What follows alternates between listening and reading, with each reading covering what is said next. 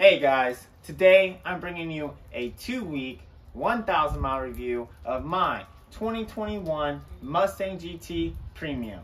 Let's get into it.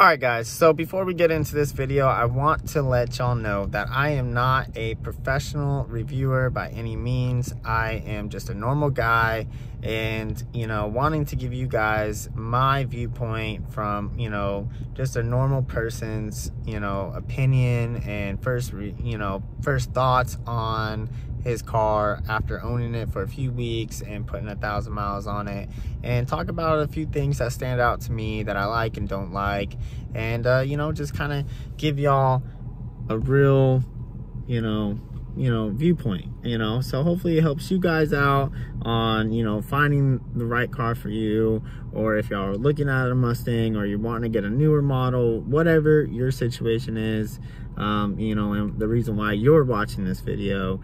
So obviously, enjoy. If y'all have any more questions, feel free to leave some in the comments, and let me know if there's anything y'all want me to talk about or go over.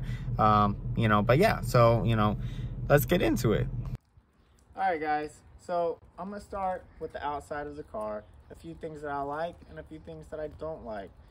First, I want to let you guys know I did get the V8. This is the 5.0, and again, this is a 2021 Mustang GT Premium, and I got it in Oxford white with the black trim package. Now, the black trim package came with a few features like the black wheels and the black badges on the front.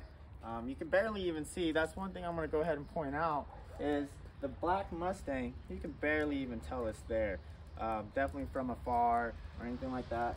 It really blends in there. But I do like how the 5.0 badge stands out on this white, and it's black and not silver. I'm not a fan of it. Now, comes with the black top as well. Coming towards the back, again, the black rims, and it has a small black spoiler here, which I love. I'm not a big fan of the spoiler delete, so on this particular car, I'm glad that it came with that. And back here, let y'all come around here as well, comes with the GT badge in black, and you can really hardly see it. It really is kind of hidden. So up close it looks great, but from afar, if someone's riding behind me, they might not see that GT and might think it's an EcoBoost. But other than that, I really love this black trim package. Now, I want to start with a few things that I don't like and I wish they did as far as the exterior of the car. These red lights are hideous to me. I hate them. I know a lot of people are going, I believe they're called the Euro lights, the white ones, and I wish Ford would do that out the box because it just does not look good. Definitely in the white and the black trim, it doesn't. I hate it, and so that's just another thing that I gotta pay for out of my pocket to get the car looking how I personally want it to look. So coming back, I love the fuel tank here, the nozzle. You don't have a cap to open and take off and lose and break. It just comes right in there, and I love that. Nice and easy. Again, coming down, has the black trim at the bottom. I do like that. It looks really nice and slick. I love the body of the car. Out the gate, this car sticks up pretty high. Everyone knows that. I think it would look a lot better lowered. These are definitely modifications I'm already thinking about when I was even buying the car. it sits pretty high. Another thing is I don't like the wheel size. They come in 255s on the back and the front. I wish they had put a wider tire on the car, you know, out of the factory, but they did not. So the wheels are stuck in the front, they're stuck in the back, and it looks a little bad to me. So that's definitely something already, again, I'm wanting to do to the car as far as the look of the outside. Now, coming around to the front, another thing I'm just not sure about, guys, is the fact that this is a shiny black. Now, it goes well with the side and the top in this package, but when I'm looking at this flat black right here, so close to this shiny black, I'm just not sure I'm a big fan of it. That look is just kind of, there's just something about it here in person up close that's throwing me off. I do not mind. I know in the 18s, the 21s, they kind of brought that nose down and you know, it's not as thick, and I don't mind that look. I do like it, but I'm not sure about this different color so close together. There's just something about it that just seems off, not right to me. So that's definitely something. I don't know what I'm gonna do in the future, but stay tuned, obviously, and see what I can do to kind of make that look a little cleaner. Now, as far as the lights go, this I love. It already kind of has a shadowy effect, and I love that. So it's kind of, and that's something I want to do with the car, and I think everyone really wants when they're looking at their headlights, having that black, that darker, that shadowy effect, and instead of this look right here. And that's another con that I'm not a big fan of right out the gate, is this has that kind of a darker, shadowy look, and this does not. So I kind of, again, bothers my eyes a little bit. So a lot going on here in the front bumper, guys. I want y'all to take that in consideration. Back around to the back, I want to show you a few things that I forgot here. Is I love this, obviously, the dual exhaust on both sides. That just really looks great to me. I love it. Again, I do like this back bumper. I think it looks aggressive, and I just really like it. It does flow really well. Now, to get into the back trunk, guys, on the key fob on the 2021, you can press this button twice, all right? Or right under the bumper, there's a button, bam, and it opens right up. So if your hands are full of groceries or anything like that, you can leave your key in your pocket, just hit that button, opens right up. Now coming in a little bit closer, you can see there is quite a bit of room back here, and I love that. Plenty of room to, you know, put your bags in or go on a small road trip, groceries, whatever you want to do, and I love it. It does not come with the spare tire. It comes with this kit here, and you know, it's pretty nice. I do like it, so keep that in mind. Now we're gonna go to the inside of the car. I'm gonna talk about a few things, talk about how it drives, and we'll see you there. All right, guys, so here I do not have the racing seats. I have the regular seats that are powered. Now they're powered on both the passenger and the driver's side. They go up and they back and forth, up and down, all powered. However, the back tilt is not powered. That you have to reach around to a lever and pick that up to move the seat up and down. So that is one thing I'm not a big fan of. I don't understand why they did not do that. So anyways, moving on. E-brake is here. Again, you know, it's really just pretty typical for your Mustang. I love the push start, which is right here, you know, and hold down the clutch, the brake, start her up, nice and easy. So your heated seats, your AC seats, everything is right here, easy to touch, and I love that. I don't have to reach for it. It feels great. I feel like they did a great job here. I'm loving the screen on the Premium. I believe it's an 8-inch screen. Correct me if I'm wrong, I'm sure, but I believe so. A few things that I really like about this is the slick design and how everything is not too compact, but you know, all nice and right there, easy to touch. So let's start with the steering wheel. On the steering wheel, this is leather wrapped feels great. It's smooth, and you know, I do not have the heated or cooled steering wheel in this particular model, but you know, it is very nice. It feels great in the hands. I have it all the way out, so you know, it does adjust quite a bit, but not too much. You know, I feel like they could have done a little bit more there as far as adjustment goes. That's about all the adjustment I can get out of it. I bring mine all the way back, and I bring it all the way down, and I lock it in place just like that. So you have your phone calls, your answering, and everything right here. You have your cruise control settings right here at the bottom. Now, I don't have the smallest, but I don't have the biggest of hands. But so when I'm driving, you can see my thumb, I have to kind of reach pretty far to get up in there. But other than that, same here. I kind of have to take my hand and kind of lean it up in here. So, but other than that, it's pretty forward and easy to get a hold of. You have your selector buttons here. You can go through all your gauges and your settings, and that's something else we'll get into. But while we're here looking at the dash, I do not have the electronical dash. I have just the regular dash.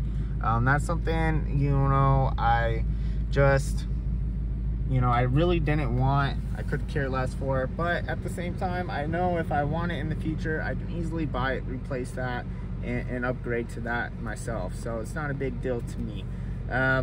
Now, I love the climate control here. Well, you know, not only here, if you want to put it up on the screen, it's real simple, it's real easy. You can get in here, change your fan speeds, change your settings. I can put it on dual, where this one's, you know, different than that one, so that my girlfriend can be super hot and sweaty over there, and I can cool my side down like I like. So that's great, and I love this. Also, it has the rear defroster and the front defroster, which is great, you know, especially, you know, during the winter time. So again, not a whole lot to talk about here, but the few keys that I want to get into right off the bat are the shifter, all right, and the mode. So we'll talk about the shifter. In my personal experience, 1,000 miles and 2 weeks of driving this car to and from school, and that's what I've been doing, just driving it to school and back, and some grocery shopping, nothing crazy. And I feel like it shifts fine. It shifts really smooth. You know, I haven't had any problems with it. It feels great. The only thing I wish was that, you know, it was a little bit of a heavier knob. So that's the only thing. I wish I had a little bit more weight to it so that it would flow into gear just a little bit smoother. So that's something I am personally looking into doing, is getting a heavier weighted knob here for my shifter. And again, the clutch, I will say, is pretty soft. All right. Now, when I was a kid, I drove a 98 SVT Cobra and had a King Cobra clutch, and it was very stiff, and it bounced back a lot. And that one thing I'm already noticing is it's kind of hard to find that catch point in your clutch in this particular car. And I've been driving standards for 15 plus years. I drive 18-wheelers, so I definitely know how to drive. I'm not a race car driver, but I know how to drive a standard, and I'm already wanting a better spring for my clutch. So I'm looking at the Steeda spring, by the way, but you know, that's one thing I want you guys to know. So right off the gate, that catch point is really hard to find. It's very soft, very squishy, and in a brand new car. You know, that value's at $47,000 out the door here in Texas. So, all right, guys. So another thing is, I like the lock here on this. It comes down. It's got a lot of room. I have it locked. I'm not going to open that up for you guys today. But let's get into the sound system. Absolutely amazing. When I play music on this thing, it is actually too loud. Even with the windows down, I normally don't put this thing at max. And in my truck or other cars, I'm always blaring my music real loud. The sound system is amazing. I absolutely love it. 10 out of 10. I'd give it 11 out of 11 if I could. Like, it's just beyond amazing. It sounds great, guys. The bass sounds great. Now, another thing I want to tell you guys, I love the accent lightings and it has my color. It has lightings down here on the floor, has accent lightings here in the cups, on the doors, and I love that at night, going to take my girl on a date, anything like that. I just love the lighting, and I love the accent lighting. You can change it to any color you want. You can customize your colors. It's a really awesome feature that I love in this car. All right, guys, my girlfriend got cold, so we had to move her inside the car, close the door, turn the heater on, get her fingertips warmed up so we can continue the video. But all right, so I'm not going to go over everything. I am not a professional. I'm giving you guys just a buyer's review here, my honest review. I don't know every single detail about this own car that I bought, and that's okay. I'm not, like I said, I'm not a professional reviewer. I'm just giving you a buyer's and now owner's viewpoint after just buying a car, having it for a few weeks, just barely breaking it in, getting over 1,000 miles on it, and I'm just kind of giving you guys my first impressions of the car. And so a few things I want to talk about is the drive modes. I have not even read the manual.